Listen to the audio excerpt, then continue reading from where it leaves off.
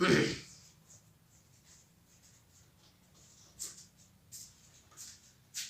Students, स्वागत है आपका इलाइट इंस्टीट्यूशंस के वीडियो यूट्यूब चैनल पर। आपके अपने यूट्यूब वीडियो चैनल पर काफ़ी लंबी छुट्टियों के बाद हम आज वापस आपके साथ कनेक्ट होने जा रहे हैं। छुट्टियां लंबी थी, आप लोगों ने बहुत मिस भी किया, स्पेशली बायो वाले अशोक वर्मा जी को आपने बहुत मिस किया। और मैं होप करूंगा कि जल्द से जल्द अशोक सर भी जो है आपके साथ इस चैनल पे कनेक्ट हो और आपके वीडियोस जो हैं क्लासेस कंप्लीट करें। तो जो भी बायो के स्टूडेंट्स कनेक्टेड हैं चैनल के साथ में, वो मतलब कुछ टाइम थोड़ा सा और वेट करें, सर उनके साथ में जुड़ने वाले हैं। और हम जो हैं, आप लोगों को पता है कि हम फिजिक्स के वीडियोस के रिगार्डिंग आपके साथ कनेक्ट हैं। अब देखिए बेटा, आज का जो वीडियो है या फिर अब जो चैनल पे हम स्टार्ट करने वाले हैं वो फिजिक्स के एक नए पार्ट को स्टार्ट करने वाले हैं। हमने अब तक 12th क्लास के वीडियोस को कंटिन्यू किया है, सेमीकंडक्टर वाला पोर्शन हमने कंटिन्यू कर लिया है, उसके बाद में हमने एटम के कुछ वीडियोस डाले हैं। बट अब हम चाह रहे हैं कि 11th क्लास के कुछ पोर्शन को भी स्टार्ट किया जाए। तो आज का जो वीडियो क्लास होगा वो स्पेशली 11th क्लास के रिगार्डिंग स्टार्ट करेंगे स्टूडेंट्स। और 11th क्लास की फिजिक्स में भी हम फर्स्ट पोर्शन को एस्केप करके सेकंड पोर्शन से हम स्टार्ट करेंगे। तो सेकंड पोर्शन देखो, टाइम वेस्ट नहीं करेंगे और डायरेक्टली हम टॉपिक पे चलेंगे, ठीक है। तो देखिए, जो सेकंड फिजिक्स है, तो सेकंड फिजिक्स के बारे में थोड़ा सा मैं आइडिया देना चाहूंगा आप लोगों को। सेकंड फिजिक्स में क्या है? सेकंड फिजिक्स में एक्चुअली हम मैटर की प्रॉपर्टीज को स्टडी करेंगे।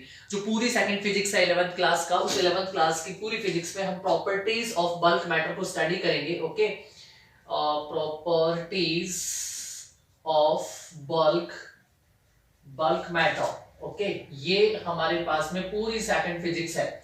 ओके, तो अब देखिए, सबसे पहले मैटर का मीनिंग समझिए। मैटर का क्या मीनिंग है? मैटर का सिंपल सा सेंस है, आप लोगों ने 9th-10th स्टैंडर्ड में भी समझा होगा, टीचर ने बताया भी होगा। मैटर का क्या मीनिंग है कि मतलब एक ऐसा पार्टिकल, एक ऐसा सब्सटेंस जो वॉल्यूम को ऑक्यूपाई करे, एरिया को ऑक्यूपाई करे, जिसमें मास कंटेंट होता है। तो वो जो मैटर है, वो जो पार्टिकल है, आप उसको मैटर के फॉर्म में कंसिडर करेंगे। ओके, वापस रिपीट कर रहा हूं कि मैटर का क्या सेंस है। मैटर का सिंपल सा सेंस ये हो गया कि ऐसा एक पार्टिकल जो अपना एक स्पेस क्रिएट करता हो, एक मास अपना रखता हो, तो उस पार्टिकल को आप मैटर के अंदर कंसिडर करेंगे। बट देखिए, मैंने यहाँ पे नॉर्मली मैटर की बात नहीं करी है, मैं यहाँ पे बल्क मैटर की बात कर रहा हूं। तो बल्क मैटर का मीनिंग समझिए आप। बल्क मैटर का मीनिंग क्या हो गया?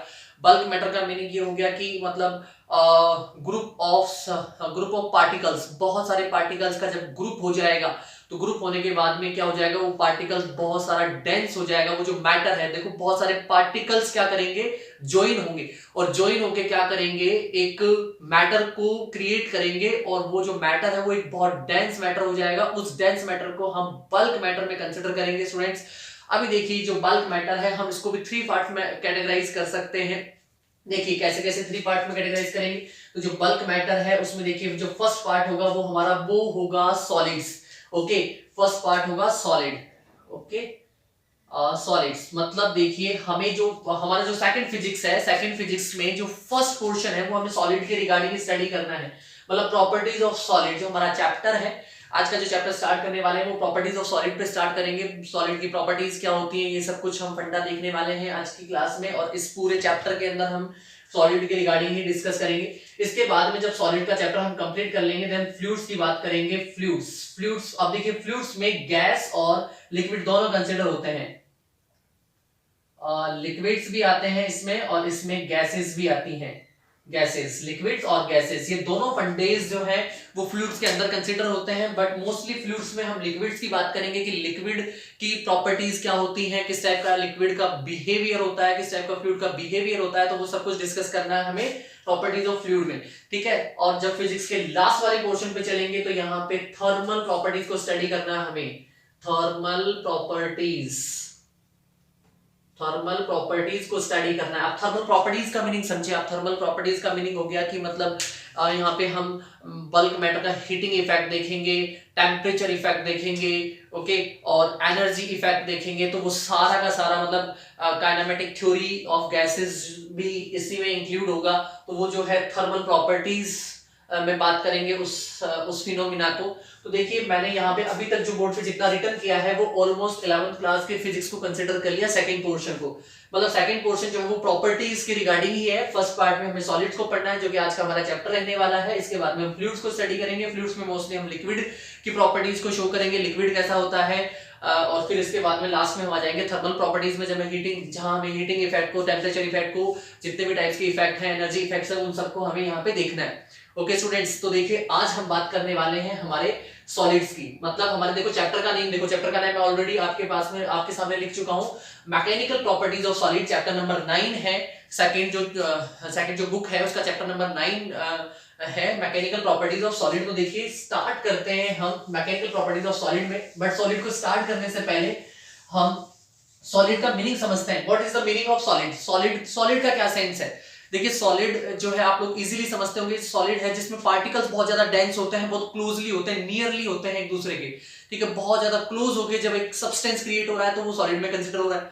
अब देखिए सॉलिड तो नॉर्मली आप लोग समझते हैं, अब सॉलिड में भी बात करेंगे तो सॉलिड में एक टाइप की बॉडी होती है जिसे हम बोलते हैं रिजिड बॉडी। ओके, देखिए हम बात करेंगे सॉलिड में सबसे पहले रिजिड बॉडी की स्टूडेंट। तो रिजिड बॉडी देखो क्या फिनोमिना है, क्या फंडा है, समझिएगा। Rigid body, rigid body, rigid solid कह दो इसको, रिजिड सॉलिड। देखिए रिजिड सॉलिड क्या होता है, रिजिड सॉलिड का मीनिंग समझिए आप। रिजिड सॉलिड का मीनिंग ये हो गया कि एक ऐसा सॉलिड, मतलब देखिए ये इस टाइप का एक ऐसा सॉलिड जिसपे किसी भी टाइप का एक्सटर्नल फोर्स लगाओ।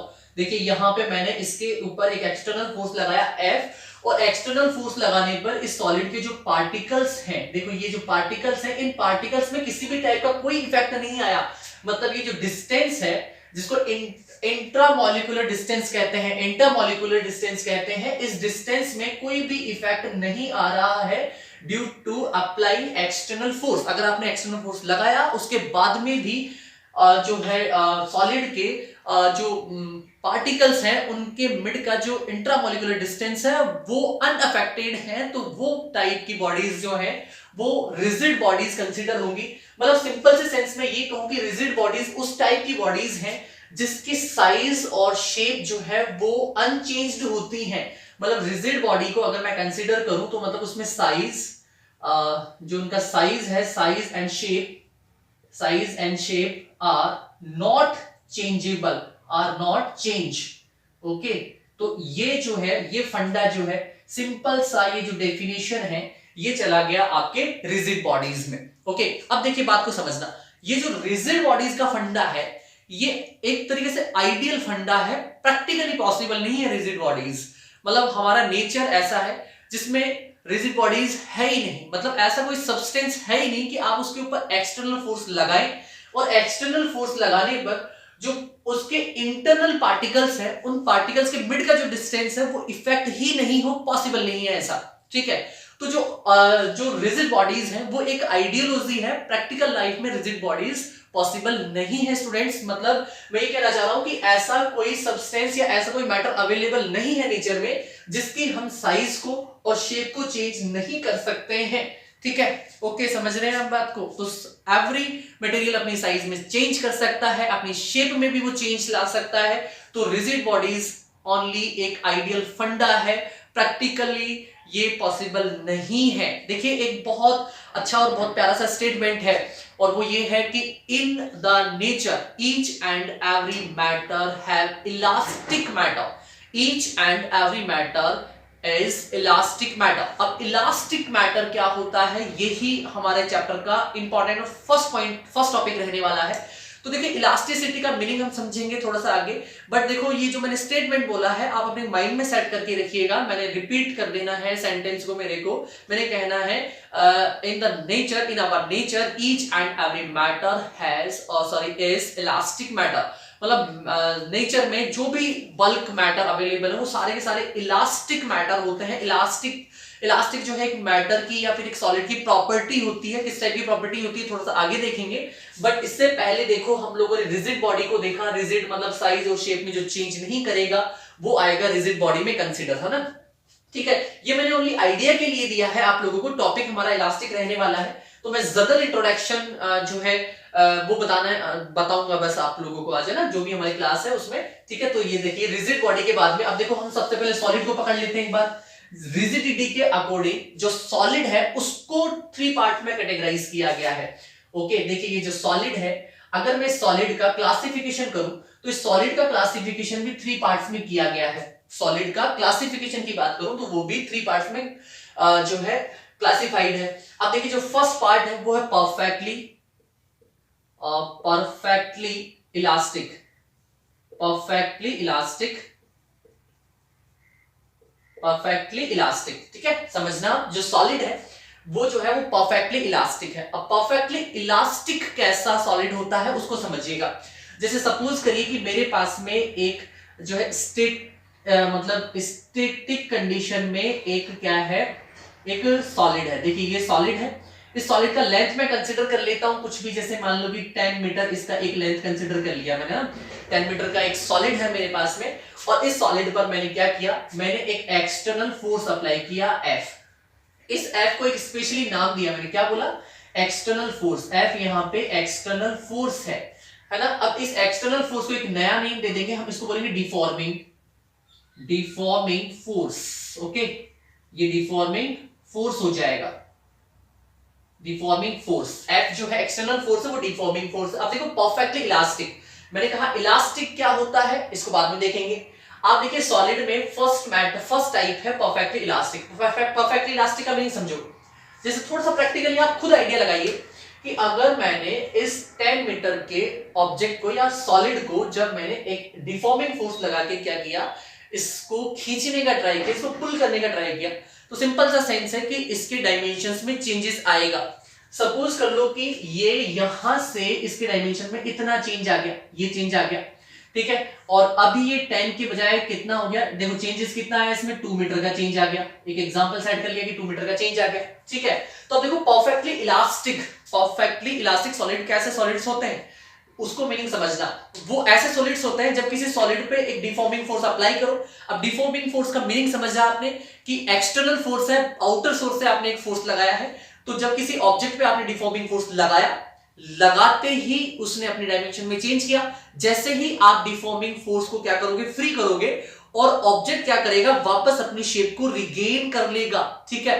When the deforming force is escape, then the body again regain its original shape, वो वापस से अपनी ओरिजिनल शेप को रिगेन कर लेगा स्टूडेंट्स। तो ऐसा जो फिनोमिना है या फिर ऐसी जो बॉडीज होती हैं, उन बॉडीज को आप परफेक्टली इलास्टिक बॉडीज में कंसीडर करेंगे बेटा। ओके, देन देखिए परफेक्टली बॉडीज के बाद में मे भी थोड़ा समझ में आया होगा।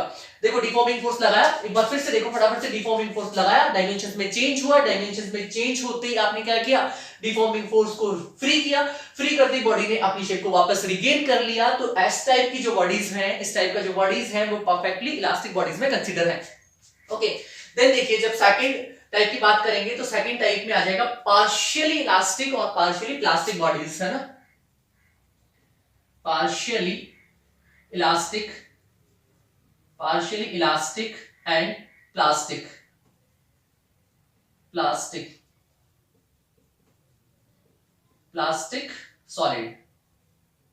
सॉलिड्स, पार्शियली इलास्टिक और पार्शियली प्लास्टिक सॉलिड्स। अब देखिए ये किस टाइप का सॉलिड है, यहां पर फिर से वही एग्जांपल ले लेंगे सेम, ठीक है।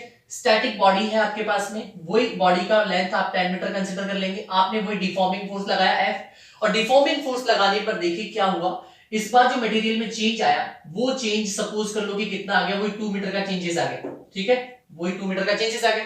बट जब आपने डिफॉर्मिंग फोर्स को एस्केप किया, जब उसको फ्री किया, तो बॉडी अपनी शेप को रिगेन तो कर रही है, बट परफेक्टली रिगेन नहीं कर रही है।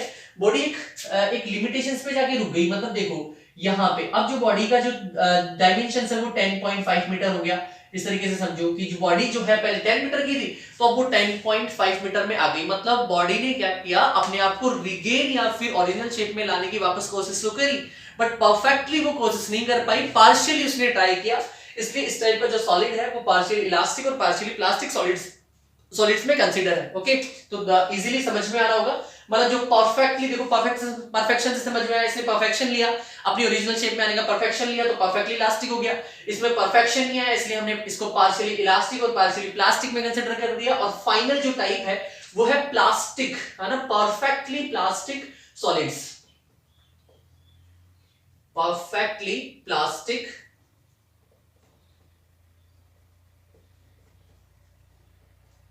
Plastic solids. Okay, perfectly plastic solids.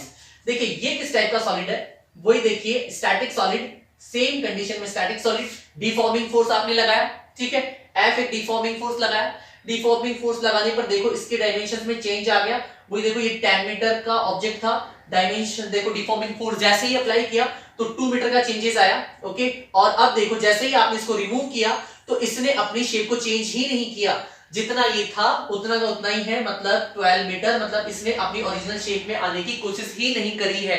Okay, तो देखो जब ऑब्जेक्ट अपनी ओरिजिनल शेप में आने का ट्राई ही नहीं कर रहा है, जितना उसने चेंजेस कर लिया वो उस चेंजेस में खुश है, तो उसको बोला हमने परफेक्टली प्लास्टिक सॉलिड्स। ओके, तो देखिए बेटा इन सॉलिड्स से आपको थोड़ा सा आइडिया लगा होगा कि मतलब जो अपनी ओरिजिनल शेप को रिगेन कर ले हैं वो है इलास्टिक। तो इलास्टिसिटी एक प्रॉपर्टी है, ठीक है, तो इलास्टिसिटी का एक माइंड में कंसेप्ट भी सेट हुआ होगा कि इलास्टिसिटी होती क्या है एक्चुअली। देखो इलास्टिसिटी आपके माइंड में अब तक जब जितना आपने लेक्चर सुना है, जितना मुझे समझने की कोशिश करी, उससे ये समझ में आया होगा कि इलास्टिसिटी जो है मैटर की वो प्रॉपर्टी है जिसमें क्या करता है, मैटर अपनी ओरिजिनल शेप को अगेन रिगेन करता है। ओके, अपनी ओरिजिनल शेप में आने की वापस कोशिश करता है, बट एक लिमिट तक। ओके, जैसे उस लिमिट को वो क्रॉस कर लेगा तो फिर उसके बाद में वो इलास्टिसिटी प्रॉपर्टी को लॉस कर देगा अपनी, और फिर मैटर जो है वो प्लास्टिसिटी प्रॉपर्टीज को रिप्रेजेंट करने लग जाएगा, और फिर वो प्लास्टिक जो है प्लास्टिक सॉलिड्स में कंसीडर हो जाएगा।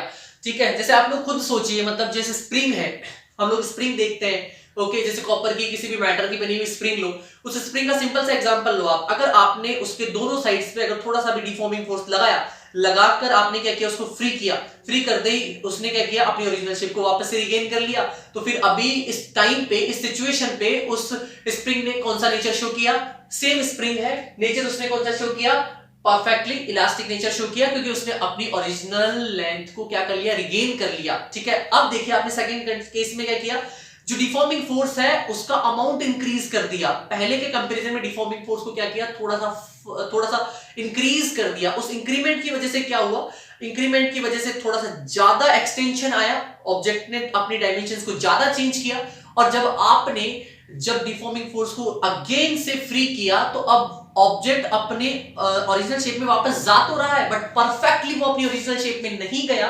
क्यों नहीं गया, क्योंकि आपने क्या किया, आपने डिफॉर्मिंग फोर्स की वैल्यू को क्या कर दिया, इंक्रीज कर दिया। देखो मैंने इन तीनों केसेस में डिफॉर्मिंग फोर्स की वैल्यू को इंक्रीज नहीं कर रहा ना, अगर मैंने डिफॉर्मिंग फोर्स की वैल्यूज को इंक्रीज नहीं करी है तो इसका सिंपल सा सेंस है कि मैंने सब्सटेंस बदला है, मैंने मैटर बदला है। मतलब आपको सिंपल सा ये समझ में आना चाहिए कि ये और ये मैटर सेम नहीं है, डिफरेंट मैटर्स है। ये परफेक्टली इलास्टिक मैटर है, ये पार्शियली इलास्टिक मैटर है। अगर मैं क्या कर रहा हूं, मैं एक्सटर्नल फोर्स के अमाउंट को इक्वल रख रहा हूं तो, और अगर मैंने सेम मैटर लिया है तो मुझे क्या करना पड़ेगा, ये तीनों नेचर देखने के लिए मुझे एक्सटर्नल फोर्स के अमाउंट को बदलना पड़ेगा, जैसे कि अभी मैंने स्प्रिंग के केस में बदला।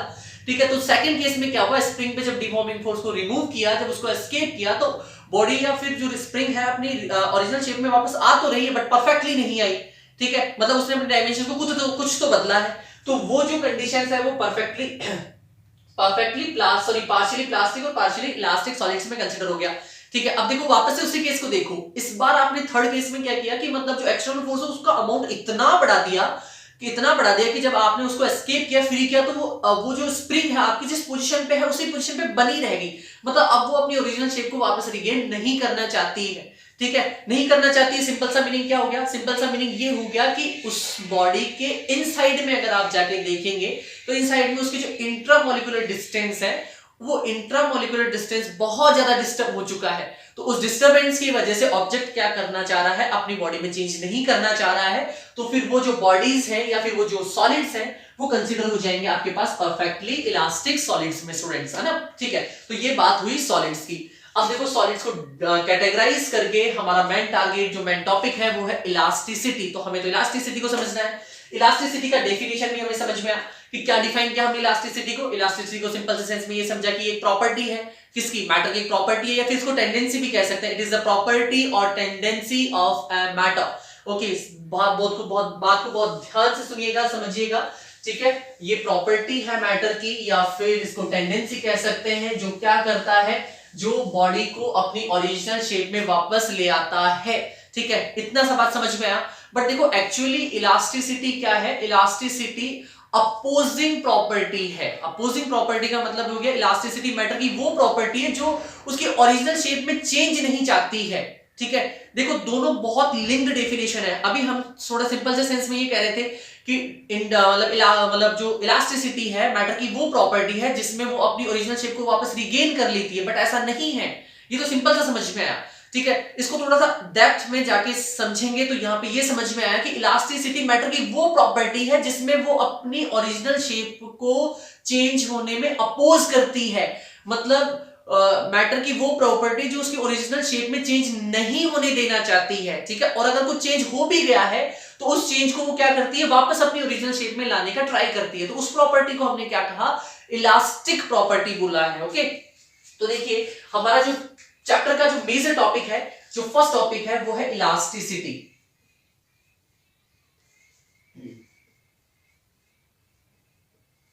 इलास्टिसिटी, ओके स्टूडेंट्स, ठीक है। अब देखिए इलास्टिसिटी क्या है, it is the property of the matter. ये प्रॉपर्टी है मैटर की, okay. It is the property of the matter which opposed to its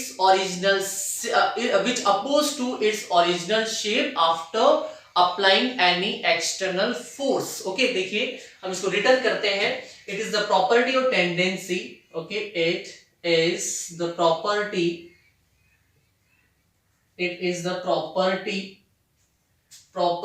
of a solid matter, of a matter बोल दो सिंपल सा, of a matter, okay, which oppose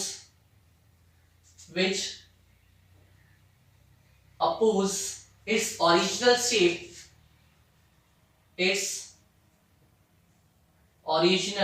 shape, which oppose its original shape after applying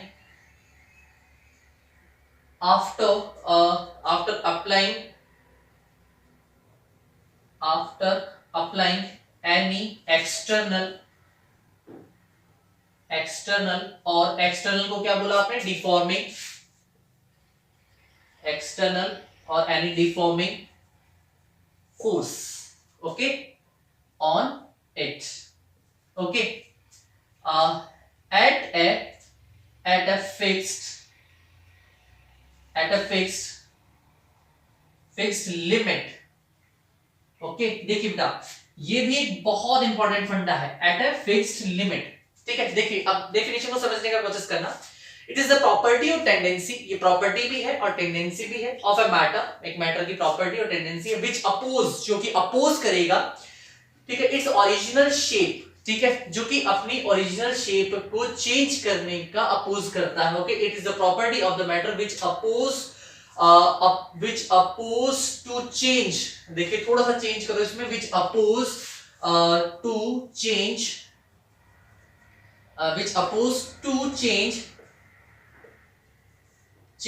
its original shape, which oppose to change its original shape, जो कि अपनी original shape को change करने में क्या करता है, अपोज करता है। कब, आफ्टर अप्लाइंग एक्सटर्नल और डिफॉर्मिंग फोर्स।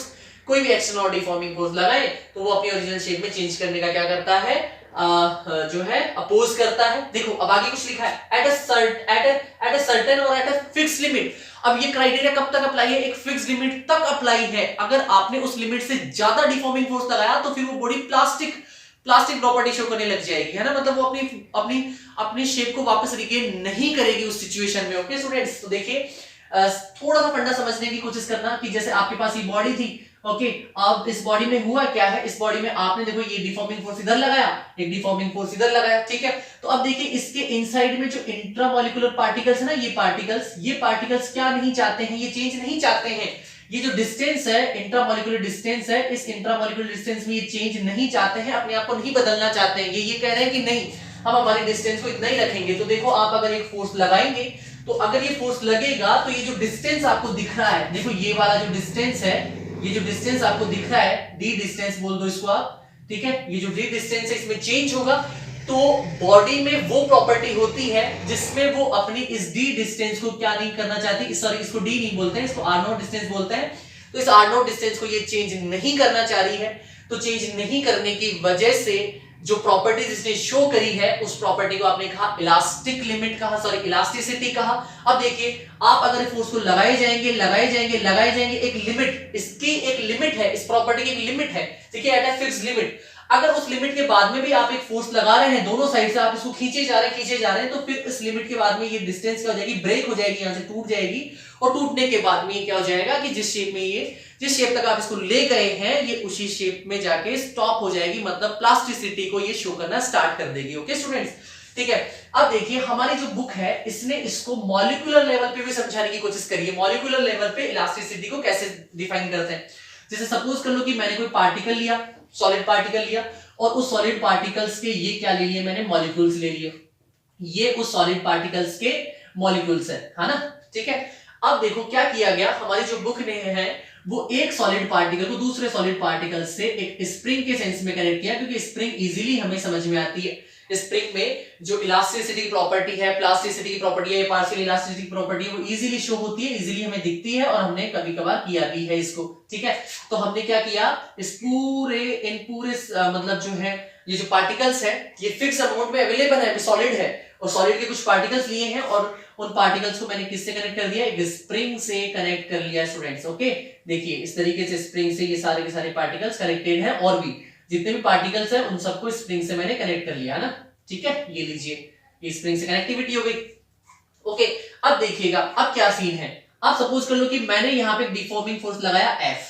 अब डिफॉर्मिंग फोर्स F लगाया तो देखो सॉलिड क्या चाह रहा है, सॉलिड देखो यहां इस पार्टिकल से इस पार्टिकल के बीच का एक डिस्टेंस है, एक फिक्स डिस्टेंस है, ठीक है, मतलब एक जो है एक फोर्स से बाउंडिंग है इनकी, है ना, मतलब जो है उस एक पर्टिकुलर फोर्स जो पार्टिकल्स के मिड में जो फोर्स होता है, इंट्रामोलिकुलर जो फोर्स होता है, उस फोर्स से ये क्या है कनेक्टेड है। वो फोर्स क्या चाह रहा है, वो फोर्स जो है इन पार्टिकल्स को ना तो दूर जाने देना चाहता, है ना, वो जो फोर्स से कनेक्टिविटी है इनकी जो बाउंडिंग है, वो फोर्स क्या चाह रहा है, इन दोनों पार्टिकल्स को ना तो दूर जाने देना चाहता है, ना ही इनको क्लोज आने देना चाहता है। वो ये कहता है कि आप जिस पोजीशन पे प्लेस है वो बेस्ट पोजीशन है, वहीं पर आप रहें, वहां पे आप क्या है, वहां पे आप अपनी स्टेबल कंडीशन पर हैं, ठीक है। दोनों पार्टिकल्स अपनी स्टेबल कंडीशन पे है, क्योंकि वहां से दूर जाओगे स्टेबिलिटी चेंज होगी, वहां से पास आएंगे स्टेबिलिटी फिर से चेंज होगी, तो आपको बेटर स्टेबिलिटी चाहिए तो आप इसी पॉइंट पे या इसी पोजीशन पर रहें। ये बात कौन कहता है, ये बात कहता है इंट्रामोलिकुलर फोर्स, जो कि दो पार्टिकल्स के मिड में अप्लाई है, ठीक है। अब देखिए आपने एक फोर्स लगाया, ये कौन सा फोर्स है, एक्सटर्नल फोर्स है, या फिर इसको क्या कहा आपने, डिफॉर्मिंग फोर्स का। अब देखिए डिफॉर्मिंग फोर्स होगा तो उस डिफॉर्मिंग फोर्स की वजह से क्या होगा, ये पार्टिकल नीचे की तरफ आएगा, देखो ऐसे नीचे की तरफ आएगा। अब नीचे की तरफ आएगा तो ये जो डिस्टेंस है जिसको हमने आर नोट बोल रखा है, ये डिस्टेंस चेंज होगी। देखो ये डिस्टेंस पहले यहां तक थी, अब ये यहां तक आ गई, डिस्टेंस यहां तक आ गई ना, ठीक है। इस डिस्टेंस को कवर किसने कर रखा है, इस डिस्टेंस को कवर कर रखा है इंट्रामोलिकुलर फोर्स ने। वो इंट्रामोलिकुलर फोर्स क्या नहीं चाहता है, इस डिस्टेंस में चेंज नहीं चाहता है, तो वो फोर्स क्या करेगा, वापस से इस डिस्टेंस को कवर करने के लिए अपवर्ड डायरेक्शन में एक फोर्स लगाएगा। देखिए अपवर्ड डायरेक्शन में एक फोर्स लगेगा, मतलब ऑब्जेक्ट या सॉलिड के इनसाइड में एक फोर्स प्रोड्यूस हो गया, ठीक है। और उस फोर्स को आप क्या बोलेंगे, रिस्टोरिंग फोर्स। वो फोर्स अप्लाई किसके लिए हुआ है, रिस्टोर करने के लिए, अपने आप को वापस रीगेन करने के लिए, रिस्टोर करने के लिए वो फोर्स लगा है, इसीलिए उस फोर्स को बोलेंगे रिस्टोरिंग फोर्स। FR जो एक टर्म आया नया, वो यहां पे हो गया रिस्टोरिंग फोर्स, रिस्टोरिंग फोर्स हो गया, ओके, रिस्टोरिंग फोर्स आप इसे बोलेंगे। तो जो सॉलिड है वो अपने इनसाइड में क्या करेगा, एक रिस्टोरिंग फोर्स को प्रोड्यूस कर लेता है, और क्या होता है कि जैसे ही आप इस एक्सटर्नल फोर्स को क्या करते हैं, अपोज करते हैं, या फिर सॉरी एस्केप करते हैं, एस्केप करते ये जो रिस्टोरिंग फोर्स है ये इस पार्टिकल को वापस अपनी पोजीशन पे ले आता है, और ये जो प्रॉपर्टी होती है सॉलिड की, इसी प्रॉपर्टी को हम क्या कहते हैं, इलास्टिक प्रॉपर्टी बोलते हैं, ठीक है। और ये होती कहां तक है, एक फिक्स्ड लिमिट तक होती है ये, ओके। अगर उस लिमिट के बाद में भी आपने इस फोर्स को अप्लाई किया तो ये जो इंट्रामोलिकुलर फोर्स अप्लाई है इसकी एक सर्टेन लिमिट है, उस लिमिट के से भी ज्यादा अगर आपने इस पार्टिकल को खींचा तो वो लिमिट ब्रेक हो जाएगी, और ये पार्टिकल आप जहां तक ले जा सकते हैं ये वहां तक आपके साथ चला जाएगा। मतलब वो किसको रिप्रेजेंट करेगा, वो प्लास्टिसिटी को रिप्रेजेंट करेगा स्टूडेंट्स। ठीक है, देखिए तो आज की क्लास को हम यही खत्म करेंगे। तो इलास्टिसिटी की डेफिनेशन हमने देखी और डेफिनेशन के देखने के साथ में हमने उसको कहां पर देखा, उसको इंट्रामोलिकुलर लेवल पे भी हमने देखा कि इलास्टिसिटी इंट्रामोलिकुलर लेवल पे कैसे बिहेव करती है। अब देखिए इलास्टिसिटी को आगे स्टडी करने के लिए हमें दो बहुत इंपॉर्टेंट टर्म देखनी है, एक होगी स्ट्रेस और दूसरी होगी स्ट्रेन।